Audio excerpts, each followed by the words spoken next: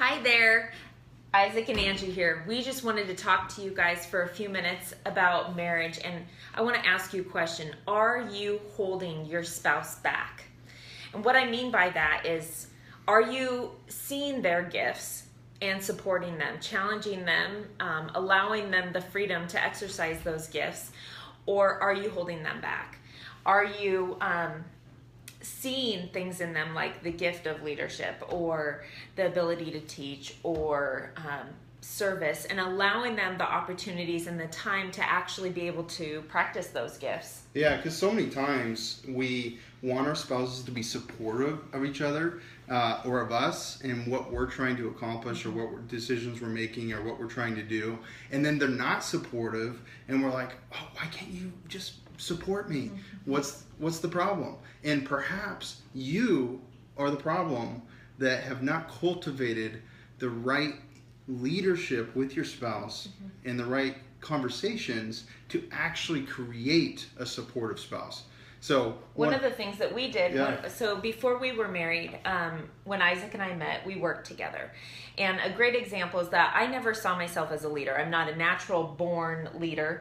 I never saw myself as that. All growing up, I kind of was more of I was extroverted and outgoing in a lot of ways, but I was also kind of timid and not powerful in the sense that I wouldn't be the one to loudly speak up for what I believed in. And Isaac saw that potential in me, and he put me in positions that forced me to have to grow and be challenged in that area of my life because he saw that potential.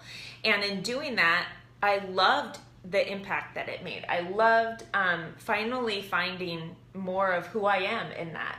And a lot of times that's how it is. We have blind spots. We struggle with self-confidence and being able to see those things. And sometimes the person that's closest to you can see those things that you might be good at, and they're the ones that are supposed to be speaking into your life and encouraging you to do it. So we encourage you to look for those gifts in your spouse. How do you need to be proactively encouraging them towards something that's really important for their personal development, for their growth, their path that you're also on with them, but different? And just remember, there's going to be a sacrifice for it. You might have to give something up for them to be able to do that. And I think of many times in our marriage as examples where that's happened back and forth on both sides, whether it's, hey, honey, let's meet because I think our organization could go from 5 to 10 million in the next few years, but I want to talk to you about it. This is a long time ago. And we had a discussion about it. Yeah. I mean, we went on a little date and we sat out, just the two of us, had a napkin. Isaac wrote down, these are the goals that I really feel like I want to pursue this year. But these are the pros and the cons. These are the sacrifices that we may have to make. This is what it will realistically look like as far as time commitments and things that are going to pull me away from you and the kids. Is it worth it? Is it worth it? And then we made that decision together. And because I had supported that, if I did, because there were times where I just wasn't in support of things and it wasn't the right season and we just prayed about it, waited. Yeah, absolutely. And then sometimes it was something that we did later. Yeah.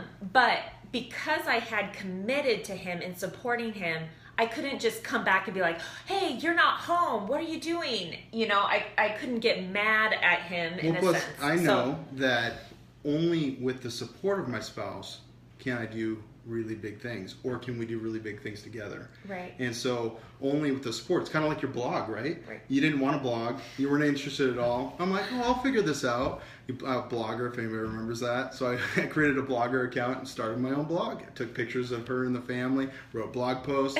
Don't look for it. It's probably don't find it. It's out there somewhere. But anyway, so that old blog, and then she kind of got intrigued and started. I encouraged her, and she started blogging, and I'm like, great, I don't need to blog anymore.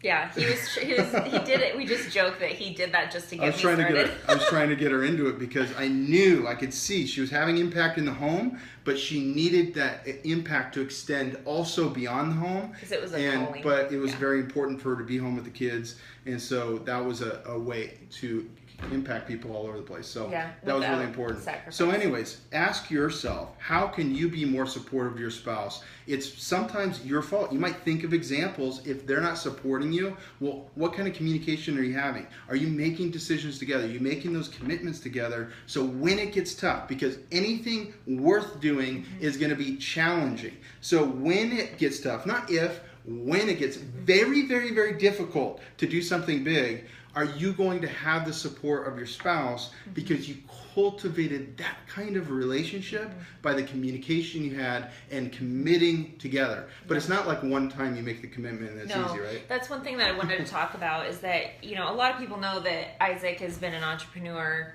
ever since he was a kid. And that's just part of how he's wired. Everybody's wired differently.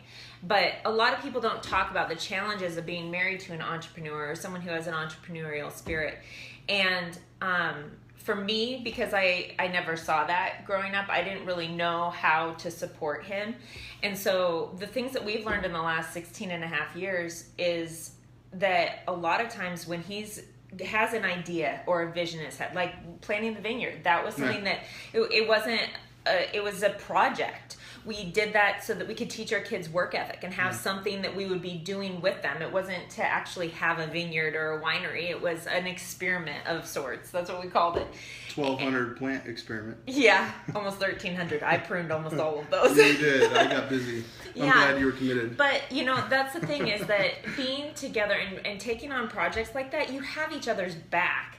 And now, 16 years later, we're running another business. This is like the, fourth or fifth different projects and different business. companies. Yeah. Now Red Jacket West is growing big and it's leading in e-learning and so forth, but I'm gone more. It's a different season, different phase. Just like when you were writing your book. Right.